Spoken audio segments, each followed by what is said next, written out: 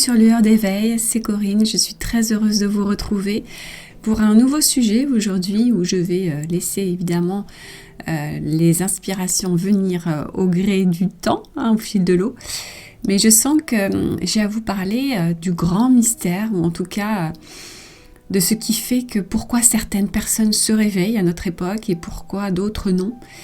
Et est-ce qu'on nous aurait peut-être menti ou est-ce qu'on aurait omis de nous dire certaines choses dans ce monde?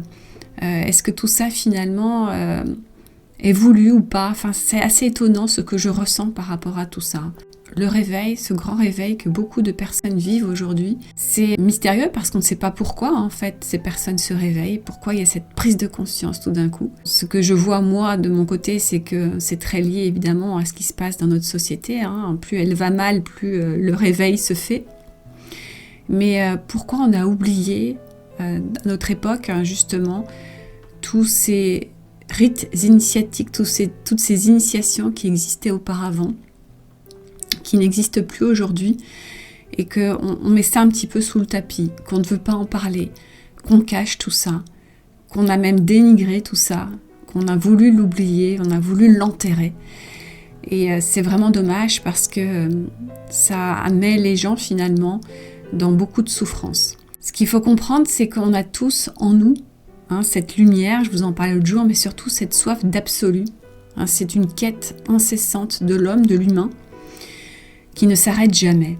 Et le problème, c'est que quand on n'a pas conscience de qui nous sommes réellement, quand on n'a pas ce recul, cette prise de hauteur, on va toujours chercher cette soif d'absolu dans quelque chose qui est extérieur à nous.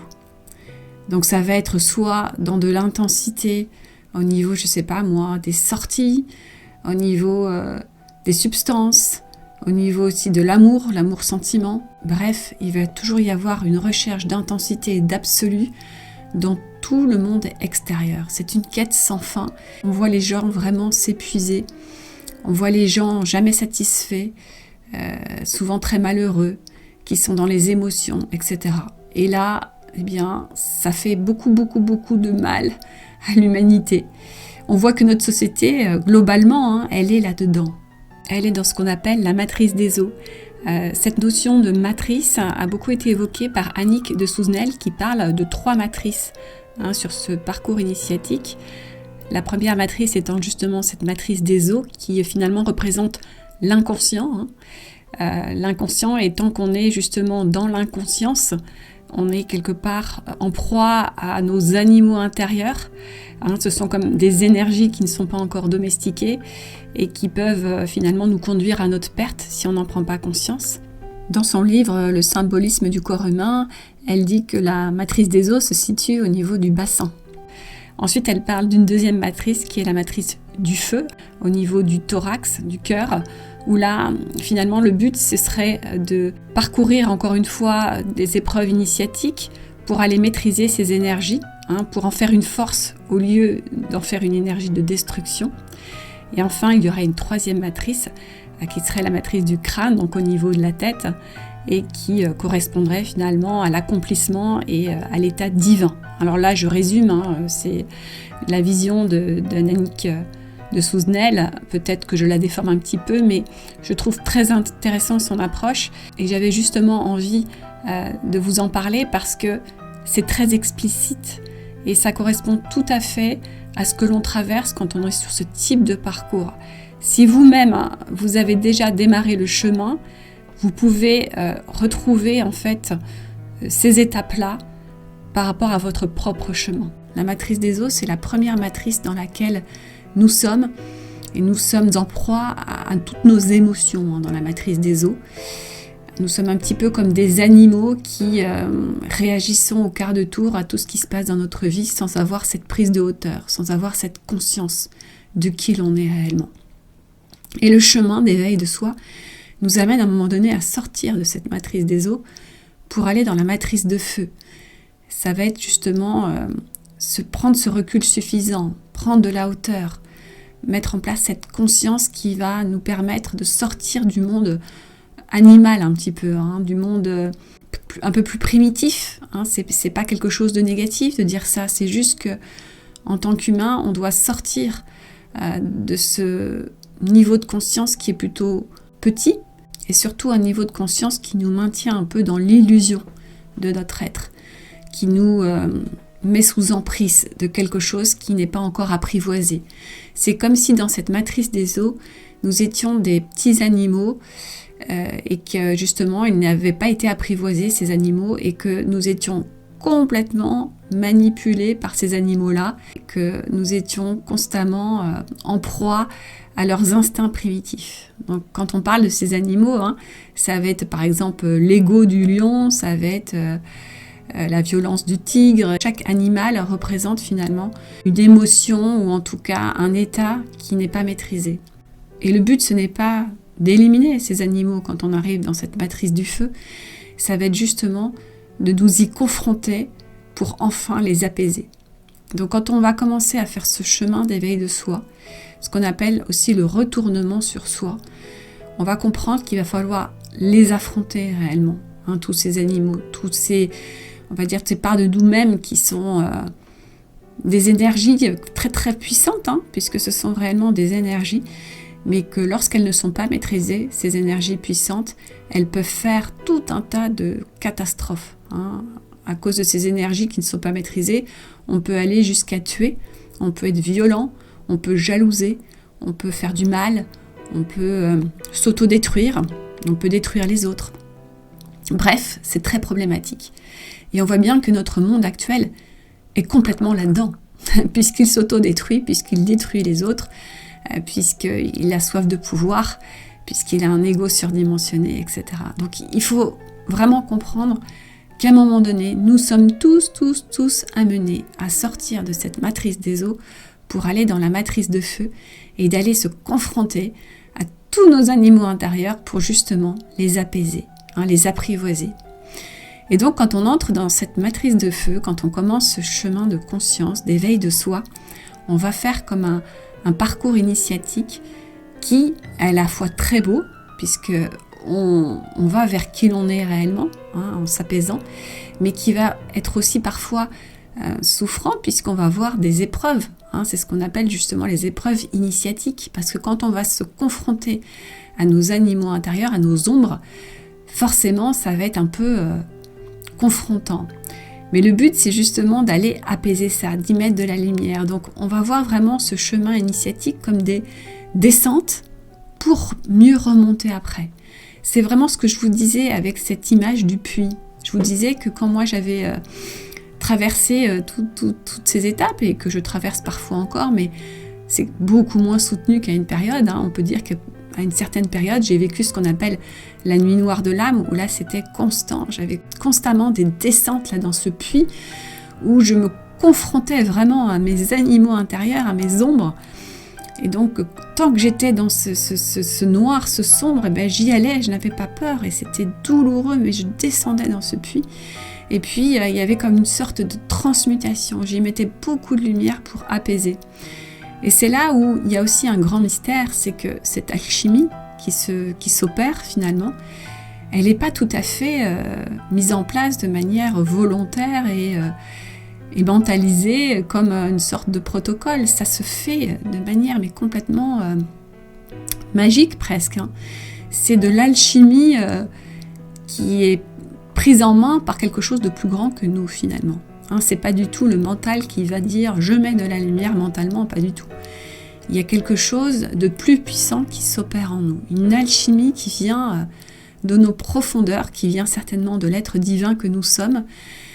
Et donc il y a quelque chose qui transmute, qui vient être modifié. Je dirais même que ça doit jouer aussi sur la matière. Quand on dit qu'en faisant ce chemin d'éveil de soi, on s'allège, il y a une transmutation vraiment de la matière en quelque chose de beaucoup plus lumineux. Et presque ça rejoint vraiment ce mythe de l'alchimie du plomb en or, mais c'est exactement ça.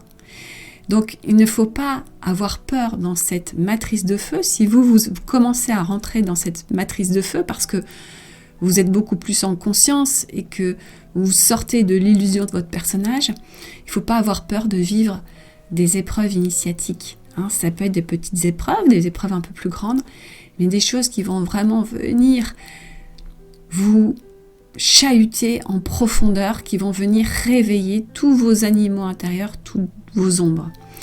Et on peut faire ce parallèle justement de cette entrée dans la matrice de feu en sortant de la matrice de l'eau avec le mythe de l'arche de Noé. Vous savez que dans la Bible, on parle de Noé et de cette arche où on dit qu'il y a un grand déluge et que Noé construit l'arche, entre dans l'arche et va prendre une espèce de chaque animal sur terre pour les sauver. Et le souci, c'est qu'on a beaucoup interprété tous ces mythes au pied de la lettre comme quelque chose de très logique, alors qu'il y a une interprétation beaucoup plus profonde de tout ça. Et qu'est-ce que ça veut dire là dans ce mythe de Noé? C'est qu'il était dans ses eaux, il était dans la matrice des eaux, encore en proie à tous ses animaux intérieurs, en proie à toutes ses émotions, en proie à l'illusion de ce monde, et puis qu'il est amené justement à sortir de cette matrice-là pour aller dans la matrice de feu. Et donc on l'invite à entrer dans l'arche, l'arche qui représenterait justement la sortie des eaux, de se mettre quelque part au sec. Et la symbolique de tous les animaux qu'il va mettre dans cette arche, c'est la symbolique de tous ces animaux intérieurs, de tout ce qu'il n'a pas encore su maîtriser. Et le fait que tous ces animaux soient réunis dans l'arche, il n'a pas le choix. Il est confronté à eux. Il n'a pas le moyen de les laisser se noyer finalement dans la matrice des eaux. Non, ça y est, enfin. Il fait ce chemin de conscience et là, il doit aller les affronter un à un. Et c'est ça le chemin d'éveil de soi, le parcours initiatique. Et vous voyez que toutes les interprétations des textes sacrés ne doivent pas se faire au premier degré, mais doivent se faire à un second degré finalement, un degré beaucoup plus profond. Il n'y a pas une interprétation au pied de la lettre, mais une interprétation beaucoup plus subtile. Et il y a énormément de textes sacrés comme ça qui ont été mal interprétés par les religions. Et c'est ce qui a pu fausser souvent le discours de toutes ces religions. C'est pour ça souvent qu'on est sorti de ces mondes religieux, de ces dogmes, parce que l'interprétation n'avait pas de sens. Et c'est dommage parce que ça nous a sorti vraiment peut-être du chemin. Il y avait un juste milieu entre repousser toutes les religions et à la fois continuer le dogme. C'était la voie du milieu qu'il fallait certainement emprunter. Mais ça a été très compliqué. Donc aujourd'hui, moi ce que je vous invite à faire, c'est d'aller toujours dans un sens beaucoup plus profond de ces textes sacrés, de toutes ces paroles qui ont été prononcées, qui ont été dites, et d'aller chercher justement la profondeur, d'aller chercher la subtilité pour comprendre que ça a toujours, tous ces textes sacrés qui représentaient des mythes extérieurs à nous, sont toujours des allégories ou des interprétations à faire par rapport à notre intériorité. Mais toujours. C'est ça qui est fou. On pourrait reprendre tous les textes sacrés, à chaque fois l'interprétation qui a été une vision d'abord extérieure, elle doit être remise à l'intérieur de nous. Et ça marche quasiment mais tout le temps. Alors moi je ne connais pas tous les textes sacrés, loin de là, mais j'essaye de plus en plus de m'y intéresser parce que je trouve ça fort derrière la compréhension que ça génère en soi, et surtout ça prend un sens tellement fou que c'est pas seulement une compréhension intellectuelle, c'est que ça vient parler à des parties qui sont prêtes à l'intérieur de nous. Encore une fois, c'est ce que je vous disais l'autre jour, si tous ces mythes et tous ces textes sacrés ne sont pas des compréhensions tout de suite subtiles, c'est parce qu'elles doivent venir nous toucher lorsque nous sommes prêts. C'est pour ça qu'il y a une symbolique extérieure à nous d'abord, parce qu'une personne qui ne sera pas prête à comprendre la vraie symbolique intérieure ne va pas le comprendre. Elle va toujours rester sur la représentation extérieure, donc quelque chose de très infantile finalement, de très, on va dire, terre à terre. Mais dès que la personne aura atteint un niveau de conscience suffisant, elle va pouvoir interpréter cette symbolique d'une manière beaucoup plus profonde parce qu'elle est prête. Et ça reste pas quelque chose d'intellectuel, ça devient quelque chose d'intérieur, mais de ressenti profond. C'est comme si tout d'un coup tout s'éclairait à l'intérieur de la personne. C'est ça en fait, les prises de conscience. Les étapes initiatiques, c'est vraiment vivre quelque chose qui va nous faire comprendre dans toutes les cellules de notre être que ça y est, c'est la lumière qui s'allume, quoi. C'est le cap qui est passé. C'est une évidence, on ne peut plus revenir en arrière. Quelqu'un qui va sortir de l'illusion de ce monde, qui va sortir de l'illusion de ce personnage, ne pourra plus jamais revenir en arrière. C'est pas possible. Puisque tout d'un coup, il a un niveau de conscience qui lui fait prendre en compte, on va dire, l'illusion d'avant et surtout l'immaturité d'avant ou la non-conscience d'avant. C'est un petit peu comme lorsqu'on est justement dans le rêve et que lorsqu'on se réveille, on se rend bien compte que ce n'était qu'un rêve. Mais dans le rêve, on avait vraiment l'impression d'être dans la réalité. Ça rejoint ce chemin de tout être qui est d'aller chercher notre lumière intérieure, notre grand pouvoir intérieur. Tout se résume à ça. C'est pour ça que ces textes sacrés nous font toujours revenir à l'intérieur de nous, jamais à l'extérieur. Jamais, jamais, oh non. Tout est à interpréter à l'intérieur de nous. C'est là où vous ferez le plus grand chemin. C'est quand vous irez dans votre vie extérieure, quand vous prendrez chaque expérience de votre vie et que vous irez l'interpréter à l'intérieur de vous, que vous ferez des grands pas. Moi, je vois des personnes qui viennent vers moi, qui m'appellent parce qu'elles ont besoin de comprendre des choses dans leur vie. Et souvent, elles me disent « Mais Corinne, dites-moi, quelle décision je dois prendre là dans cette situation? Qu'est-ce que je dois faire? Dites-moi si je dois faire ci, si je dois faire ça. » Et à chaque fois, je leur dis « Mais jamais je ne pourrais vous dire quelle est la bonne décision là. Par contre, je vais vous amener, je vais vous guider à aller écouter à l'intérieur ce que ça dit. » Si vous vivez dans cette expérience-là, quelque chose qui vous remue, quelque chose qui vous déstabilise constamment, c'est que vous devez aller comprendre pourquoi à l'intérieur de vous, ça vient chahuter, pourquoi ça vient vous déstabiliser. Il y a toujours une symbolique intérieure, toujours. Et souvent, les personnes ne sont pas tout à fait prêtes à décoder ce que moi je leur dis dans la symbolique intérieure.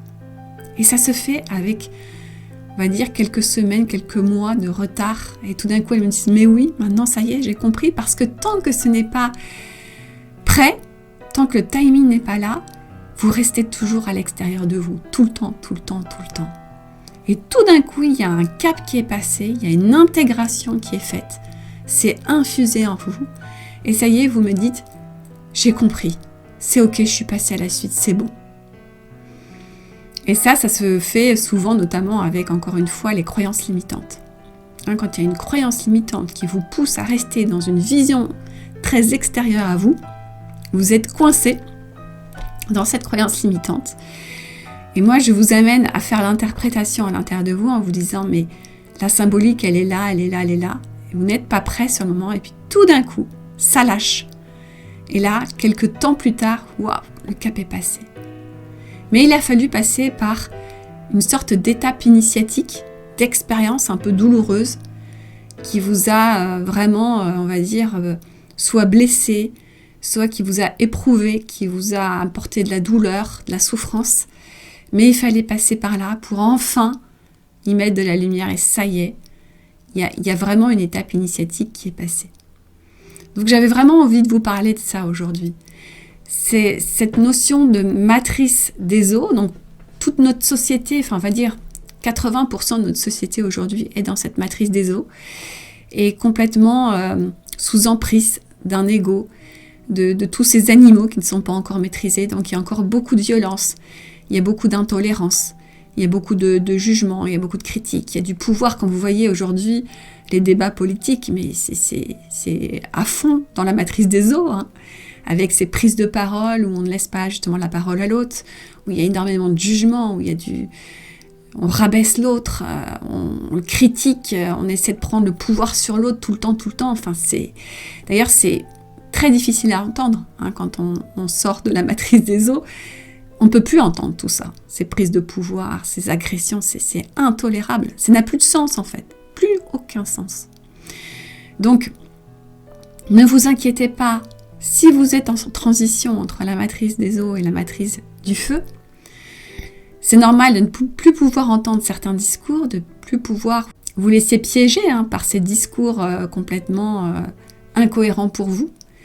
Vous entrez dans une autre matrice, la matrice de feu. Vous allez certainement vivre des épreuves initiatiques, mais elles sont là pour vous faire grandir. C'est ça qu'il faut comprendre.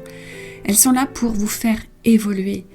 Ne les prenez plus comme une souffrance qui est là encore. Vous testez ou vous n'avez pas de chance ou vous êtes victime. Non, vous êtes là justement pour aller chercher encore une fois un niveau de conscience supérieur.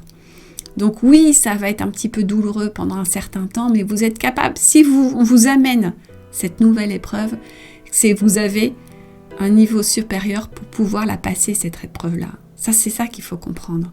C'est vraiment comme ça qu'il faut voir le chemin d'évolution de la vie, comme une sorte de parcours initiatique. Et avant, ces initiations-là, dans les peuples qui étaient très évolués, on les faisait passer aux enfants, puis ensuite aux adolescents, et puis aux adultes. Mais aujourd'hui, on n'a plus tout ce chemin initiatique. Donc on le vit au travers de nos épreuves. Et je vous disais tout au début du podcast que cette soif d'absolu, c'est ça qui nous guide vers ce chemin de conscience. Arrêtez de chercher l'absolu à l'extérieur de vous. C'est une peine perdue, vous ne le trouverez mais jamais, je vous le dis vraiment, vous ne trouverez pas l'absolu à l'extérieur de vous, c'est pas possible. L'absolu est en vous, puisque c'est vous. C'est vous, ce divin intérieur. Certains parlent du Seigneur intérieur. Moi, j'aime bien dire la lumière intérieure, peu importe, mais c'est ça que vous cherchez. Donc, continuez à le chercher d'abord en vous. Et ensuite, allez bien sûr expérimenter plein de choses à l'extérieur, mais n'allez pas chercher l'absolu à l'extérieur de vous. N'allez pas chercher l'absolu dans vos relations amoureuses. N'allez pas chercher l'absolu dans votre art extérieur à vous. Allez le chercher d'abord à l'intérieur de vous, complètement. Épanouissez-le à l'intérieur de vous pour ensuite l'exprimer à l'extérieur. C'est ce que font tous les grands artistes d'ailleurs. Les grands artistes, ils vont d'abord chercher leur inspiration intérieure, leur flamme intérieure pour ensuite l'exprimer sur leur toile, dans leur sculpture, peu importe ce qu'ils font. C'est vraiment ça, ce chemin-là. Soyez dans cette conscience que vous êtes comme des lumières qui passent des caps, des paliers, pour ensuite accueillir encore plus de lumière. C'est vraiment ça, le parcours initiatique. Et quand on parle de lumière, c'est la vibration. C'est pour ça que le taux vibratoire augmente réellement et que vous transmutez, il y a une alchimie intérieure qui s'opère réellement. C'est ressenti à l'intérieur, on le ressent. Et le chemin est très très long, mais il se fait. Et normalement, après cette matrice du feu, il y a la matrice du crâne que je ne connais pas encore puisque je ne l'ai pas encore étudiée parce que j'en suis loin, j'en suis pas là. Je suis aussi moi dans cette matrice du feu. Et parfois, ça m'arrive de replonger dans les eaux aussi. Mais en tout cas, c'est un tellement beau chemin, puisque plus on avance sur ce chemin, plus cet absolu, on le ressent à l'intérieur de nous, et plus on aime la vie. Plus on ressent que cet absolu, il est tout près de nous. Il est tellement à l'intérieur de nous qu'on n'a plus envie de le chercher tout le temps à l'extérieur de nous. Et ça nous donne encore plus envie d'aimer la vie, puisqu'on arrête de demander à la vie des choses qu'elle ne peut pas nous donner au sens extérieur. On arrête de demander à nos enfants d'être parfaits, on arrête de demander à notre amoureux qui nous comble, on arrête de demander à notre travail qui soit tout le temps à la perfection. On vient juste faire ce retournement intérieur, d'aller exprimer cet absolu en nous pour ensuite le faire rayonner dans notre vie. Et ensuite, justement, nos enfants, on va les épauler, les accompagner de la meilleure façon avec cette sagesse intérieure. Et donc, on va les aimer tels qu'ils sont. Notre amoureux, pareil, on va arrêter de lui demander de combler tout puisque il n'est pas là pour ça, mais on va rayonner sur lui tout notre amour et on va l'aimer encore plus. Et comme lui va rayonner aussi sur nous. Et notre travail, c'est pareil. On va exprimer dans notre travail tout ce qu'on va chercher en nous, tout ce qu'on va réussir à exprimer en nous, on va le faire rayonner à l'extérieur dans notre travail. C'est vraiment ça, ce chemin. C'est d'abord à l'intérieur pour ensuite faire rayonner à l'extérieur. Donc j'avais envie aujourd'hui de vous montrer que ce chemin-là, il est tellement beau et tellement inspirant est tellement comme une sorte de désir en nous. Cet amour que vous cherchez tout le temps à l'extérieur de vous, là, cet amour des autres, cet amour de votre famille, cet amour amoureux, cet amour de tout dans votre vie, quand vous allez le ressentir et l'exprimer en vous d'abord, ça va être un rayonnement incroyable dans tous les domaines de votre vie. Je vous invite vraiment à le faire, ce chemin intérieur. Si vous vous sentez, si vous êtes déjà sorti de la matrice des os, c'est que vous êtes prêt. Hein, les gens qui sont complètement sous emprise, encore noyés dans les eaux, ils ne sont pas prêts et c'est pas grave. C'est pas le moment et ils ne seront même pas touchés par ce que je vais dire. Ça va même pas être un discours qu'ils vont pouvoir entendre et c'est ok avec ça. Mais tous ceux qui l'entendent et qui sont prêts à emprunter le chemin, allez-y, faites-le. Vous pouvez le faire seul, vous pouvez le faire aussi accompagné et guidé. Je suis là si vous avez envie de le faire de manière guidée. À vous d'écouter aussi ce ressenti intérieur. Qu'est-ce que ça vous dit ? Si vous êtes prêt, empruntez-le parce que vous allez voir que plus vous vous rapprocherez de qui vous êtes, plus votre vie va s'expanser. Et c'est rigolo parce que ce matin, j'étais dans la voiture, j'accompagnais mon fils là au collège, justement en écoutant la radio. Hein, quand à la radio, il y a les informations, hop, je baisse le son. Quand il y a de la publicité, je baisse le son. Mais quand il y a des chansons, j'aime bien écouter les chansons. Et il y avait cette chanson de Clara Luciani qui est « Tu es tout pour moi ». Et j'écoutais ces paroles-là et elle dit par exemple « Tu es tout pour moi, tu es tout pour moi ». Elle répète plusieurs fois, elle dit « Tu es mon roller coaster, mon alléluia ». Tu es une perle au collier de l'univers, tu es infiniment petit. Ça s'observe depuis la stratosphère et avant toi, je n'existais pas, presque pas. Et en fait, dans cette chanson-là, elle s'adresse à un amoureux, évidemment. Mais encore une fois, il y a une symbolique derrière ça. C'est certainement, alors je ne sais pas si Clara Luciani, dans ses paroles, je ne sais pas si c'est elle qui écrit ses textes, mais si c'est elle, souvent les artistes, il y a beaucoup de profondeur chez eux.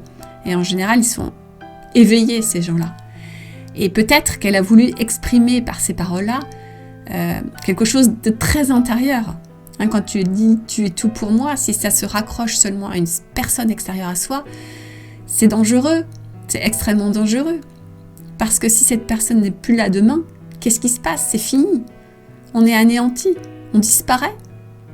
Hein, si avant toi je n'existais pas, mais c'est terrible, parce que bien sûr qu'on existe avant. On est tout pour soi en fait. Et quand j'entendais ce refrain où elle répétait « Tu es tout pour moi, t'es tout pour moi, t'es tout pour moi », moi je ressentais fortement à l'intérieur de moi que tu es tout pour moi, c'est cette lumière intérieure, cette divinité intérieure, qui est d'abord tout pour moi. Et c'est depuis que je sais ça et depuis que je l'expérimente, que je suis tellement bien avec les autres autour de moi. Parce qu'avant, quand je pensais « T'es tout pour moi », en pensant soit à mon amoureux, soit à mes enfants par exemple, j'étais tout le temps dans les peurs. J'avais tout le temps peur de les perdre. Je me disais tout le temps, mais si je les perds, mais qu'est-ce que je vais devenir ? Ça va être horrible. Ma vie va s'arrêter. Vous voyez à quel point ce retournement intérieur sur notre priorité, c'est nous à l'intérieur de nous, ça n'a strictement rien d'égoïste, puisque quand on comprend ça, quand on touche ce grand pouvoir intérieur, on sait que plus rien d'extérieur va venir nous anéantir. C'est fini. Oui, il y aura de la douleur, comme je te le dis parfois, mais on n'est plus anéanti. C'est terminé. On n'affronte plus les souffrances de la même façon. C'est fini tout ça. C'est pour ça que allez chercher cette lumière, allez chercher cette étincelle en vous. Faites ce chemin de retournement intérieur. Un retournement peut-être un petit peu égocentré au début, mais c'est pour s'expanser vers l'extérieur après. Il y a une personne que j'accompagnais là vendredi, et on parlait de ça, et elle disait, mais est-ce que ce serait pas égoïste de faire ce retournement intérieur ? Et je disais, mais comment peut-on penser que c'est égoïste, puisque quand on fait réellement le chemin, mais vraiment, hein, quand on le fait pas en superficiel, hein, en profondeur, on n'a qu'une envie, c'est d'aller vers les autres. Je n'ai jamais eu autant envie d'aller vers les autres qu'aujourd'hui. C'était avant que j'étais égoïste. Avant, j'étais tout le temps dans mon bien-être pour moi toute seule, dans mon côté victime, dans mon côté sauvée pour être aimée. C'était très égoïste ce que je ressentais avant. Alors que maintenant, je ressens cet élan d'aller vers les autres, mais tout le temps. Hein, et je peux le faire dans le don aussi. Ça me donne presque les larmes aux yeux, ce que je vous dis là, parce que c'est très fort ce que l'on ressent quand on va très profondément à l'intérieur de nous. C'est tellement altruiste après ce qui ressort de nous qu'on ne peut pas le garder pour soi, c'est impossible. Vous verrez que si vous entamez vraiment ce chemin, vous n'aurez qu'une envie, c'est justement de l'exprimer, et pas du tout de manière égoïste, de donner ça parce que vous vous dites c'est pas possible. Ce trésor intérieur, il faut que tout le monde puisse le trouver. Vraiment tout le monde. Et ce n'est pas du tout réservé à une élite, mais pas du tout. Tout le monde là, tout le monde peut aller le chercher. Et vous savez qu'à notre époque actuelle, on est de plus en plus amené à le trouver, ce trésor intérieur. Parce que ce monde, il va à la catastrophe si on ne va pas chercher ça. Et c'est pas dans les actes de masse qu'on va réussir à changer ce monde. C'est de manière individuelle. Chacun de nous. Alors je pense que je contribue à ça aussi aujourd'hui, à réveiller le plus de personnes possible, ceux qui sont prêts en tout cas. Et vous verrez que si vous y allez, la suite, tout ce qui se passera dans ce monde extérieur, tout ce qu'on ne peut pas maîtriser, hein, parce qu'on sait qu'il peut y avoir des choses encore très difficiles dans cette société, dans ce monde, eh bien vous les traverserez d'une façon beaucoup plus douce, beaucoup plus simple. Et vous aiderez les autres, vous rayonnerez pour pouvoir aussi aider les autres à traverser toutes ces grandes périodes douloureuses qui peuvent encore arriver. Allez, je vais en rester là avec ce podcast. Je vous envoie tout mon amour, toute cette lumière que j'ai envie de vous propager. Je ne sais pas comment dire autrement. Et j'essaierai encore de vous inspirer parce que c'est en vous inspirant que vous pourrez, je pense, commencer à aller vraiment gratter un petit peu plus. Et ça va faire résonance à votre être intérieur qui, à un moment donné, sera prêt à faire le chemin. Allez, je vous dis à très bientôt. Au revoir. Imagine a world where we all belong, where no one's left out, dressed in our finest, walking the walk.